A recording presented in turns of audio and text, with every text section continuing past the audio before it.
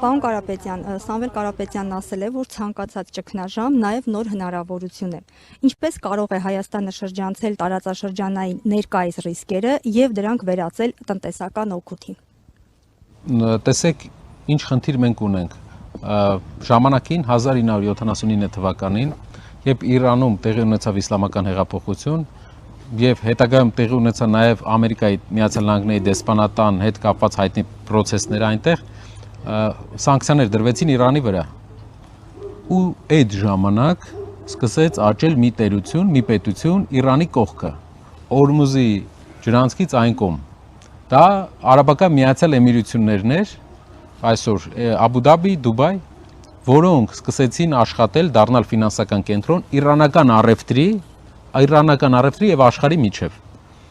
Միացյալ Էմիրությունները օգտագործեցին այդ շանսը։ Այս պահին մեր հարևան բարեկամ Իրանը ունի խնդիրներ, բայց մեր բարեկամ Իրանը ունի աշխարհում երկրորդ կամ երրորդ նավթային պաշարը, ունի աշխարհում բավական լայն պաշարների հնարավորություն, հումքային առումով շատ լավ հումքային երկիր է։ Մեր երկիրը որպես ապագա արդյունաբերական զարգացող երկիր, որին մենք տանելու ենք այդ ճանապարհով, օգտագործելու է, օգնելու է եւ գնելու է Իրանից հումքերը, վերամշակելու է Հայաստանում եւ մրցակցային ավելի լավ պայմաններով արտանելու է, քանի որ իրանական հումքերը համեմատական ավելի էժան են լինելու, քանի որ բացի մեզանից, բացի սահմանակից երկրներից շատ քիչ երկրներ են գնելու։ Թույլ տվեք մի հատ հարցի շարունակությամբ եւս տարածաշրջանային սրացումների ֆոնին որքանով են արդյունավետ իշխանությունների արձագանքը անվտանգային այդ մարտահրավերներին եւ արդյոք սա համարժեք անդրադարձ է ստեղծված իրավիճակին։ Արձագանք էր մեր իշխանությունները, մանավանդ ես տեսա, որ ավտոբուսի մեջ ինչ լուրջ քննարկումներ էր գնում Իրանում տեղի ունեցող process-ների, նաեւ մենք մի քանի նկար տեսանք, որ մեր իշխանությունը բավական լուրջ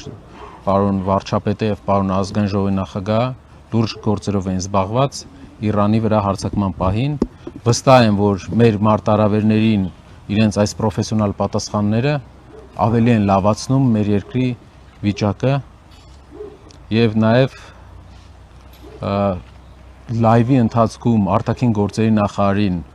հարցումներ անել կիսատ էմոցիաներով, ժպիտով, տխուր դեպքերի հետ կապված բավական կօգնի ինձ թվում է մեզ մեր արտաքին քաղաքականության մեջ ապրել։